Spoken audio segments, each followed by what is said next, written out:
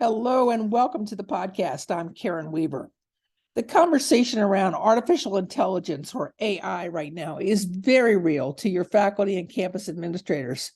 It's relevant in protecting your own institution's brand and reputation, as well as your students, athletes, faculty, and staff.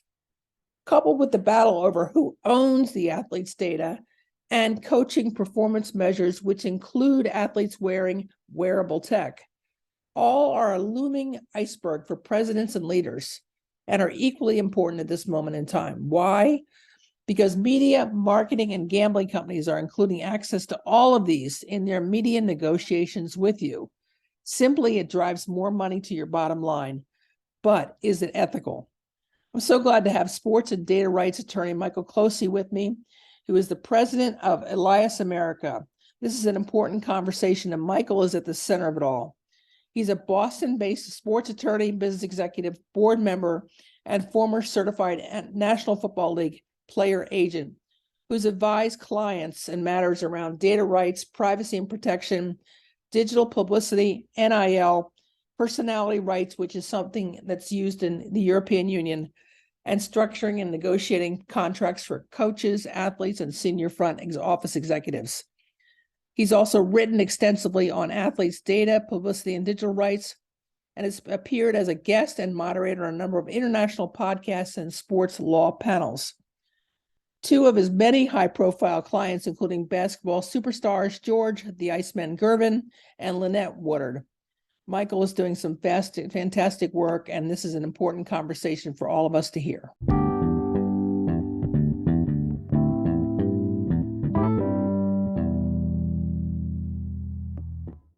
So, Michael, I'm so glad that we finally had a chance to get you on the podcast to talk about all the wonderful things that you've studied. Welcome. Glad you're here.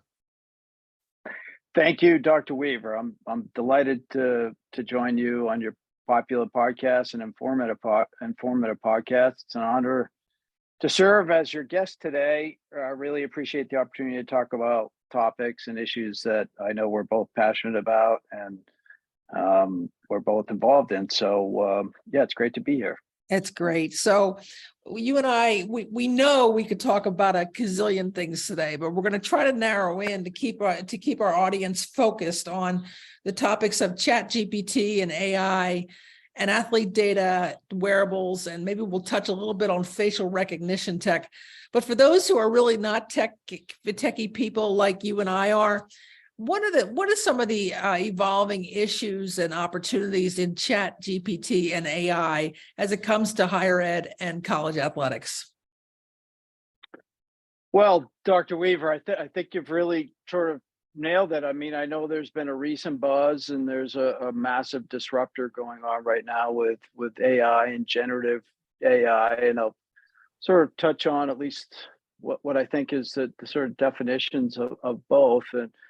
And generative AI is a sort of type of artificial intelligence tech that can produce various types of content, including text, imagery, audio, and synthetic data. AI is the theory and development of computer systems able to perform tasks that normally require human intelligence, such as visual perception, speech recognition, decision-making, and translation between languages. These are really important transformative type of events that have taken place. And in fact, it goes back historically.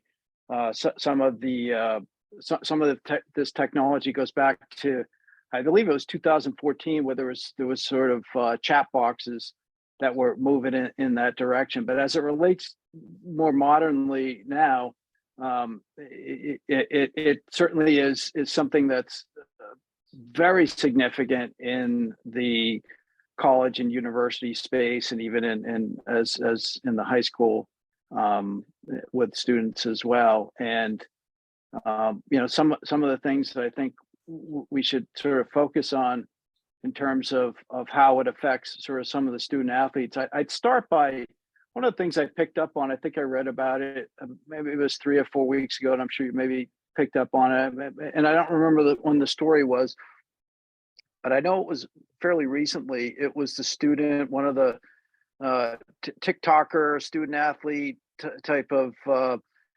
athletes, Olivia Dunn down at LSU, Yeah, and yeah. she had posted a video about using AI for her homework help and doing I believe it was a term paper or something to that effect. And then 3 days later, LSU released a statement about the power of AI and warned students of academic misconduct. I think these are kind of really underscoring some of the larger points that I think universities have to be aware of, because we've got this conflation of all this emerging technology. We've got issues of sort of codes of conduct for the universities as well. So when you enroll in a university, there's issues of maintaining the highest standards of academic integrity. I mean, we attended university. We had to do the same while we were there. It's a different world now. So some of these things now, Chat GPT being one of them. I don't know all of them. I think Cactus AI is another one of them. Yeah. I saw an interesting touch point that list, I think it was the best colleges survey, listed that 43% of students now use some form of AI, and Chat GPT is one of them. So, these free chat box tools are used ubiquitously. I'd also add today there was an incident, an event, I would call it, probably down in one of the Senate hearings down in Washington, D.C., where the CEO, Sam Altman of Chat GPT, he spoke before the Senate hearing. I know he spoke with other prominent panelists.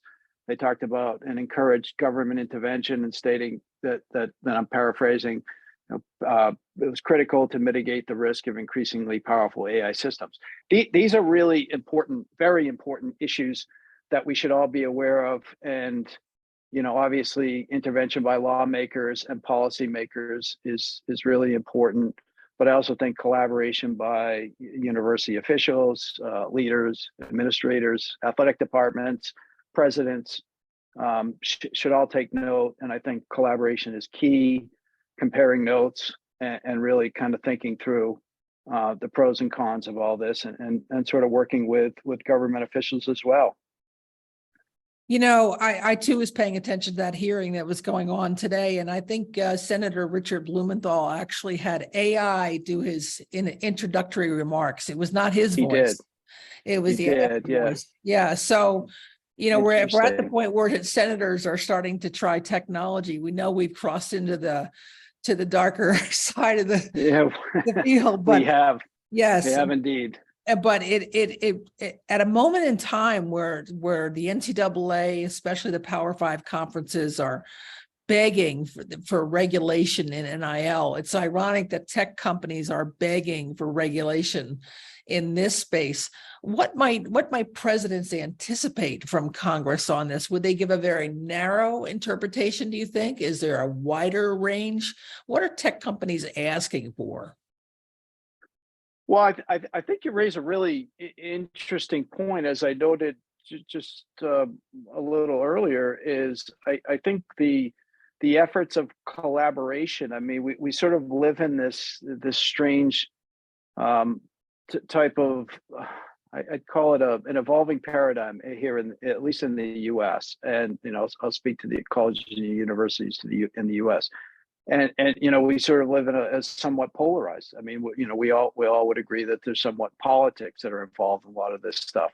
This is not a political issue. This is an American issue. This is something that touches both sides of the aisle. I think that university leaders, presidents, lawmakers, thought leaders need to come together and really start thinking through the risks associated with this type of technology. And I think the EU, interestingly, as well as the UK, have seemingly moved closer and more aggressively in crafting new AI rules and laws. And I know Congress must sort of take note, and I think university leaders and thought leaders must do the same. So I also believe too that there's people out there too that are raising these sort of, I hate to use the term, but it's apocalyptic alarm bells, Hmm. which there may be some justification for that.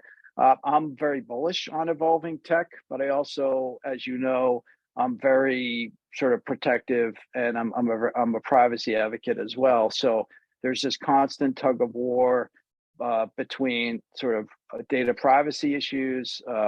There's sort of taking time, and I think what I'm sensing now is that, and even the I think the up on the Hill today with the senators, and to your point with Senator Blumenthal, I think they're actually taking this very seriously enough where they maybe are taking a page from the EU and the UK, which I think are a little bit ahead of us on this, Yeah. and they're throwing caution and prudence to the wind. I couldn't agree more. I think there's a lot to be learned for the proactive stance that the EU and the UK have done, and it's something I've been really impressed with. And let's build on that attribution for a second. Let's go into the world of athlete data. Can you give us a sense of what more can we do for our athletes, even our institutions, our employees, about privacy management and compliance? Because of course, universities have been trained to be on social media now almost as soon as Twitter became a thing and Facebook became a thing, but we're sharing data like crazy. What can we do to navigate, help, assist, and moderate the kinds of data that's being collected from all of us? Well, this is near and dear to my heart. I was a former NFL player agent, and I've been a sports attorney for a number of years. But I worked in the worked for a large management consulting firm for a number of years as well, and got immersed in the data space and technology, and really learned a lot. And I think there was a sort of convergence in 2018 with GDPR, and then PASPA was repealed, which I think is a significant footnote here in 2018 with sports betting in the U.S. I think you obviously had the NCAA versus Alston case last year, which most know about. These issues all are relevant as it relates to sports data. Data is everyone refers to it as the new oil. I think that's sort of an anachronistic term, but I think it's appropriate. But as oil is valuable, oil also is most valuable when it's refined. So I think what's happening in the commercial space is that they're aggregating data, they're collecting it, disseminating it, bundling it, and selling it. And I think most of the general consumers out there, the general population, don't know how this data is sort of moving out there into this crazy ecosystem. And I think the regulatory authorities haven't kept up with data privacy. And again, I think to give a hat tip to the EU and to the UK, I think they're ahead of us in terms of data privacy, data protection, especially with the GDPR. There's certainly more teeth. I think they're certainly working in the AI space now, and I think they're taking a page from that old playbook. But I think here in the U.S., I think we are getting more progressive and aggressive as it relates to data, and sort of as a subset of that, the athlete data that I work with athletes and stakeholders in the space. I think it's really important to remember that, again, I reemphasize, this data is extremely lucrative, and it's very valuable out there in the commercial space.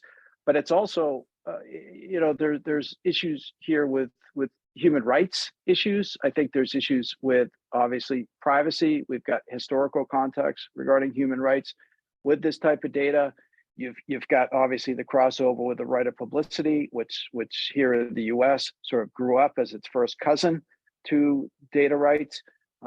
With legal, I certainly don't want to bog down listeners with sort of the legalese and context with it, but just think of them as sort of first cousins. And everyone's talking about NIL right now, and I think equally as important and maybe more so is the data rights of these athletes. And those are the issues that I think, we start to have to start thinking about, particularly, with athletic departments, but even university presidents, as they start weighing some of even issues regarding some of the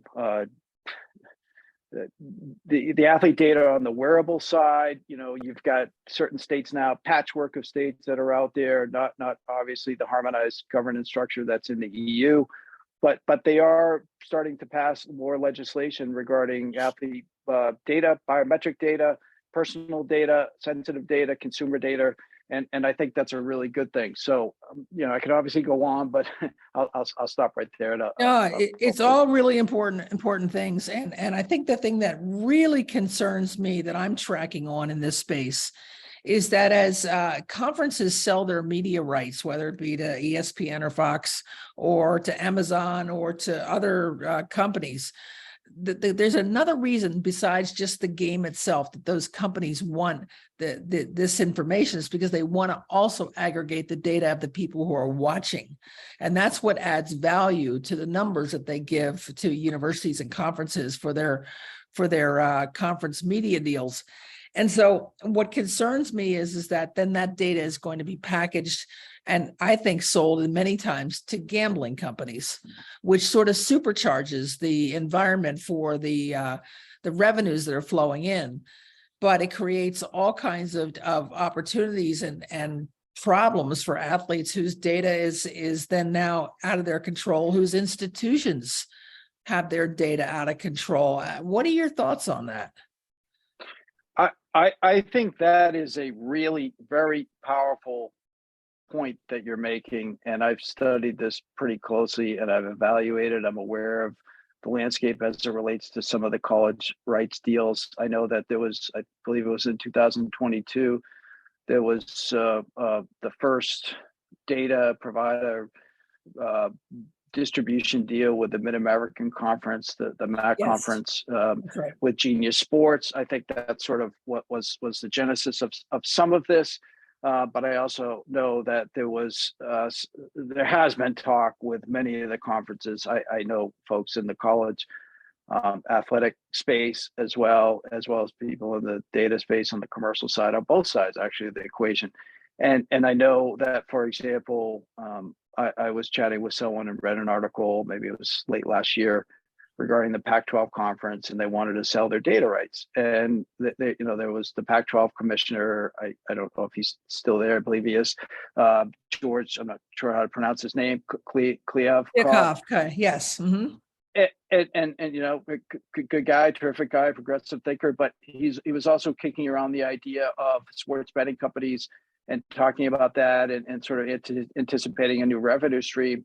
And Yes. then, I would say to him to caution and tap the brakes and to proceed cautiously, however, because, some of these issues, to your point, this is very lucrative athletic data for the athletes. And there seems to be a free for all because unlike with professional athletes who have the benefit of protections under the collective bargaining agreements, as a professional athlete, college athletes don't have those rights. So, but that doesn't mean that is an absolute free for all, because, of note, as you know, and I think we've compared notes on it on the phone and offline, that many of the, say for example, the Pac-12 schools that I would throw caution to the wind, where you get USC, for example, I think it's UCLA, Washington State, University of Colorado.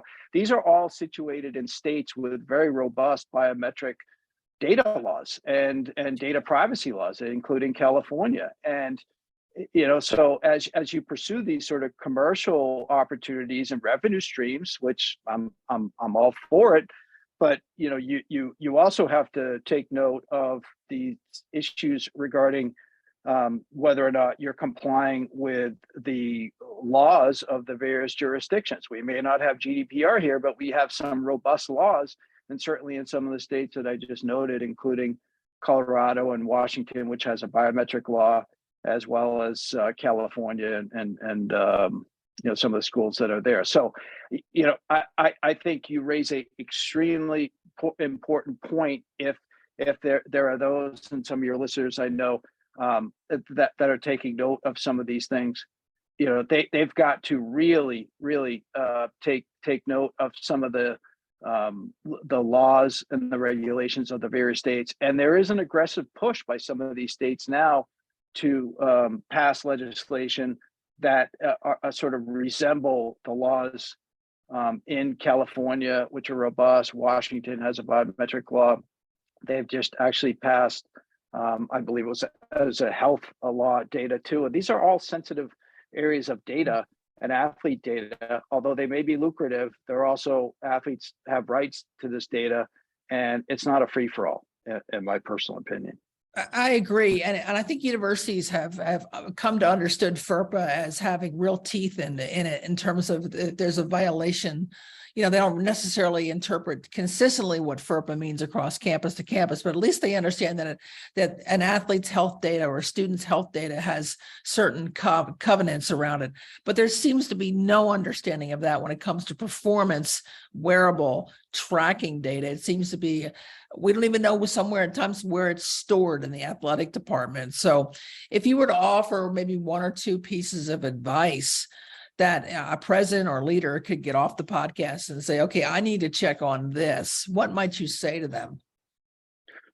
Well, a couple of things. Well, number one, I mean, I would indeed keep an eye on this space. I think college conferences are already pursuing these revenue pipelines, utilizing the athlete data and wearable and optical tracking, which is another subject in itself, technology. And concurrently, the legal tug of war just seemingly never ends, you know, with respect to athlete data rights and ownership. And you know, the U.S. federal courts seemingly are somewhat chiming in. I know you've got the House case versus NCAA in the Ninth Circuit. You've got Johnson versus NCAA that deals with compensation and employee rights. And some of these things I think will move the needle. But as it relates to giving advice to some of these colleges and universities, I would certainly ask these fundamental questions that I often ask when I'm dealing with clients and people who call me. And this is complicated stuff, Dr. Weaver, as you know. So it's who's collecting the data, how is it being stored, you know, how is it being protected?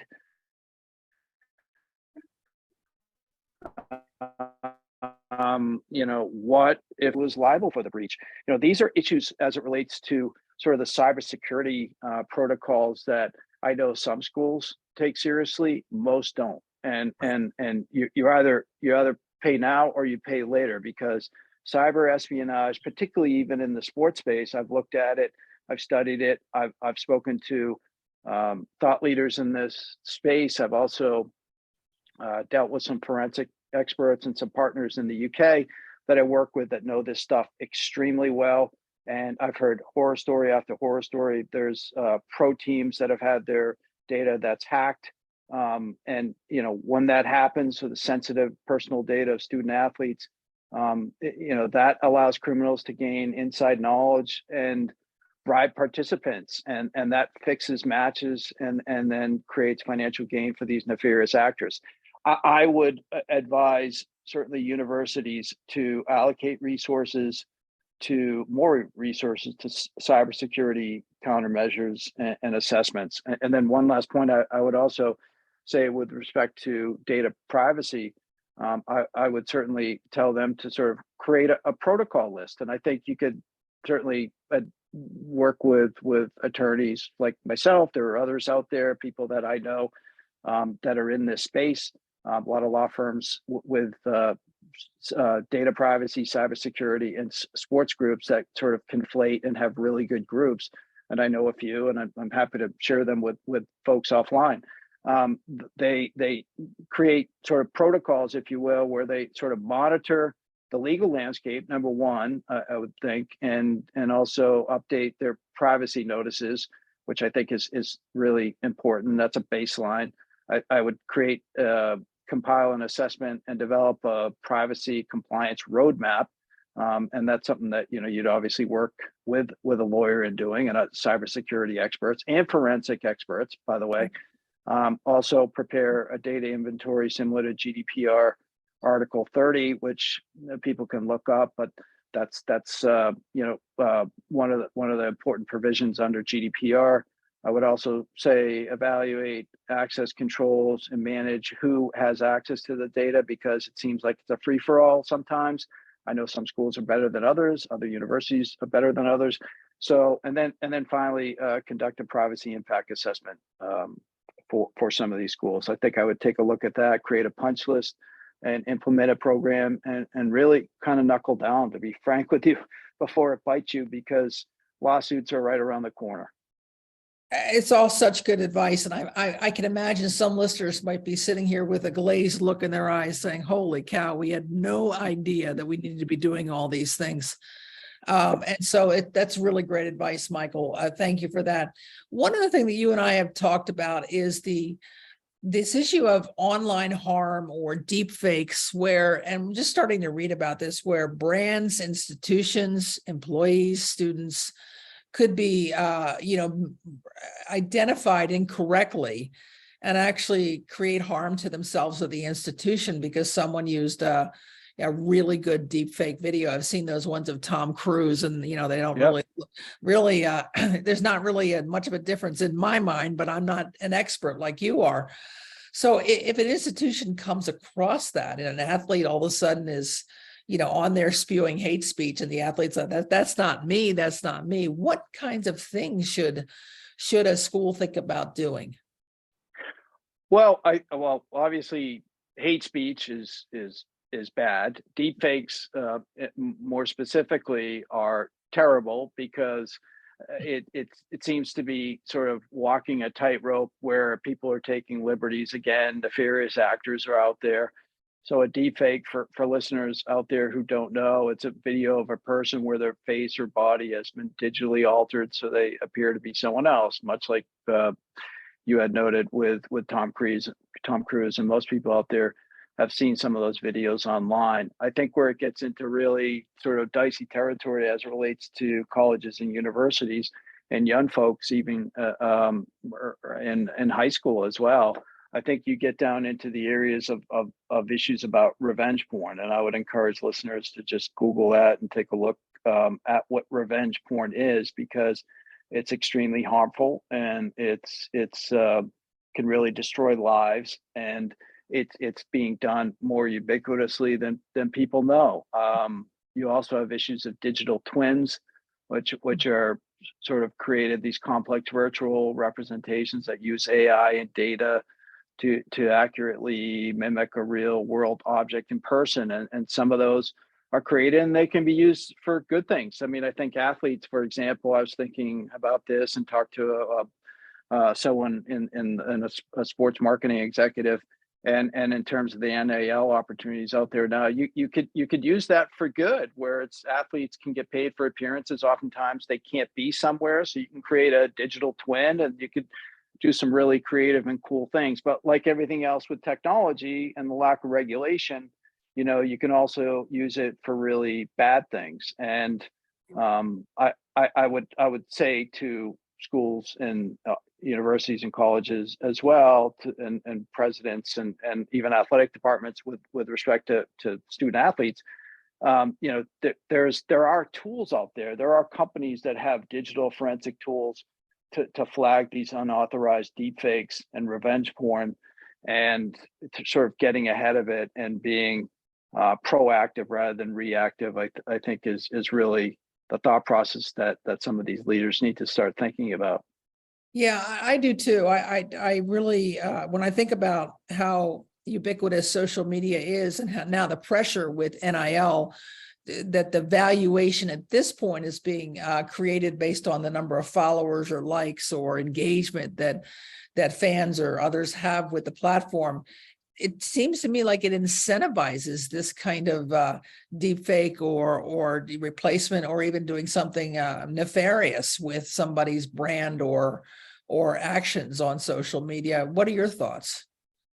I think it's right now, it's open green fields for nefarious actors, because I think the regulations haven't caught up with the nefarious actors. And I'm involved in the NIL space, but more specifically the right of publicity. And I represent some athletes and a Hall of Fame professional athlete right now that's in a legal action against a large apparel company. And one of the issues, as I sort of dive into a lot of the analysis on this, the legal analysis, but also the common sense analysis, is I've taken a look at this and I look at how antiquated, some of the laws are, because, we're working with sometimes laws that are sort of state by state, because, here in the US, our right of publicity laws are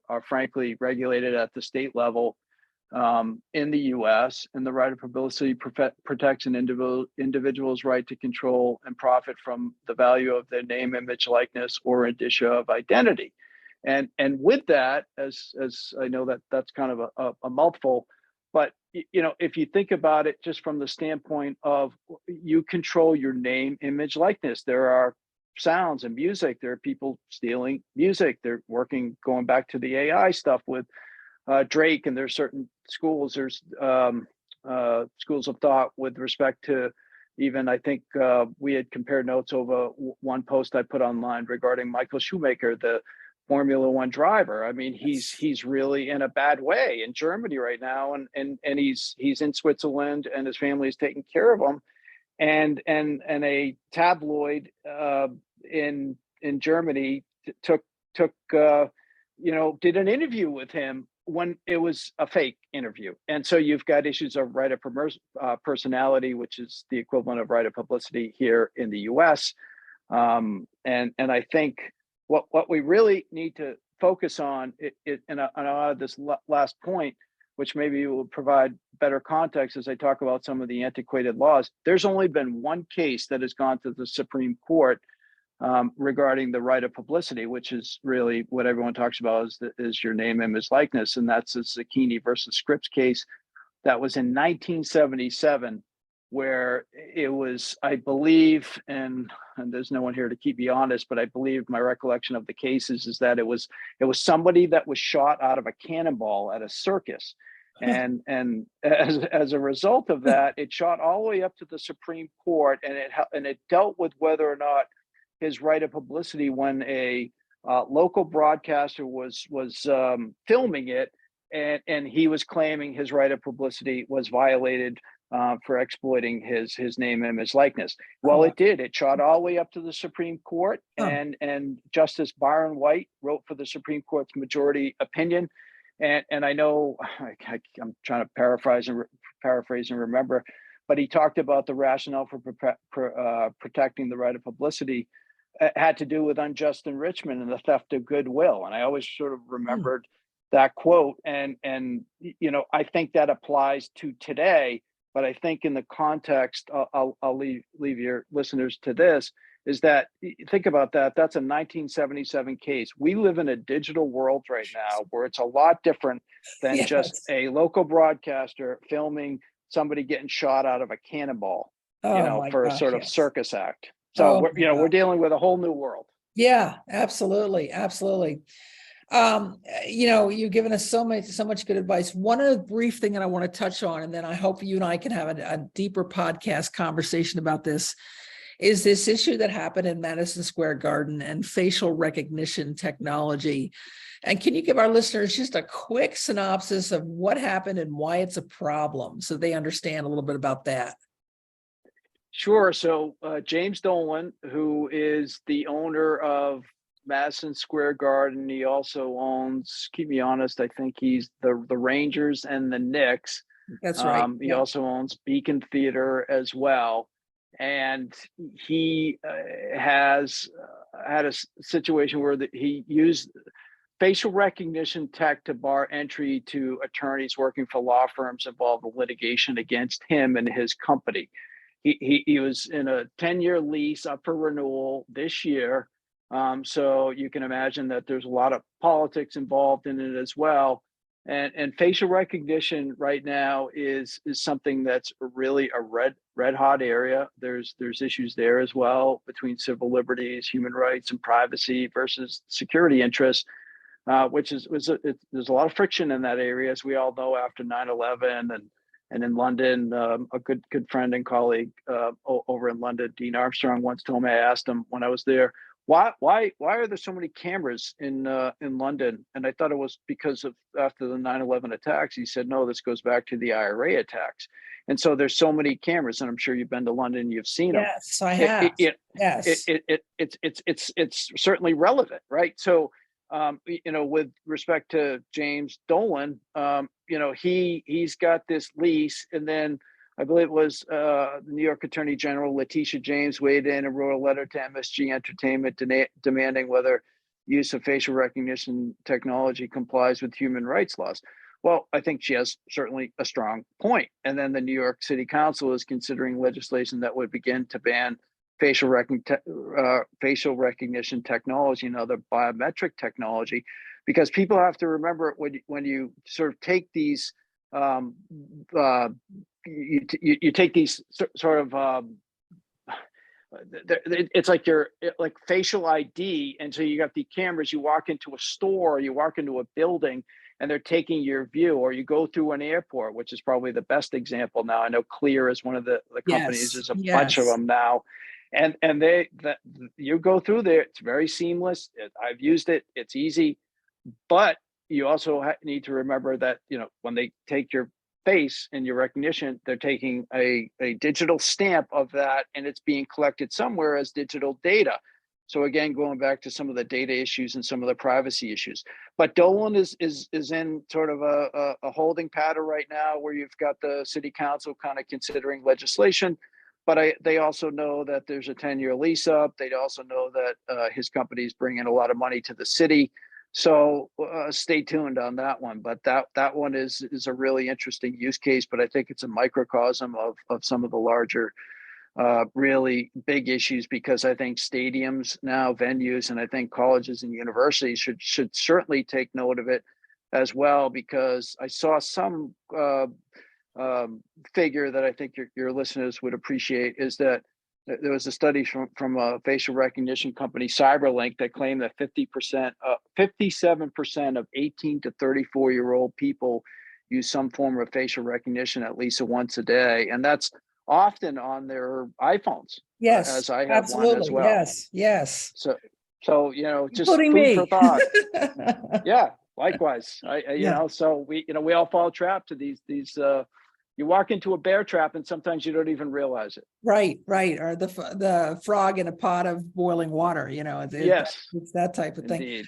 Michael, man, you've given us so many good things to think about. And I know we've just scratched the surface, but thank you for taking the time to really share your wisdom, your knowledge, your insight about this whole area, because it's really an important part of leaders anticipating this next evolution. I know they're focused on Chat GPT and AI right now, but they've really got to look beyond this. And it's really not fair to your athletes, your athletic program, to not be aware of some of these, as you say, human rights, privacy violations that are at play as well. So thank you so much for joining us. I really appreciate it. Thank you for having me, Dr. Weaver. It's been a pleasure. And, I'm a huge fan. So I look forward to listening to all your podcasts and reading all your work, and hopefully jumping on again, because I think we're in the beginning of a lot of moving parts, as I said in the beginning of this podcast. I think so too.